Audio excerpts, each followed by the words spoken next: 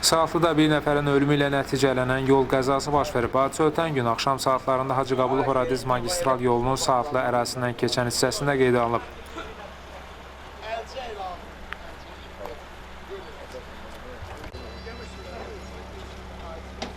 Berək 54 yaşlı İlham Yusufoğlu Əliyev sükan arxasında oturduğu KAMAZ markalı yük maşını ilə hərəkətdə olarkən anidən idarəetməni itirib. Nəticədə yük maşını yolun kənarındakı dəmir beton dirəyə çırpılıb.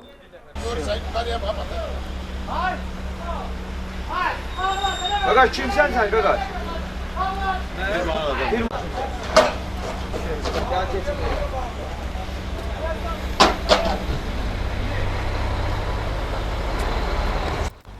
Zərbənin təsirindən KAMAZ-ın kabinəsi ciddi zədələnərək dəmir yığına çevrilib. Hadisə zamanı müxtəlif dərəcəli ağır bədən xəsarətləri alan yük maşının sürücüsü yerindəcə keçinib. Faktla bağlı araşdırma aparılır. Cabir Məmmədov, Səs TV, Saatlı.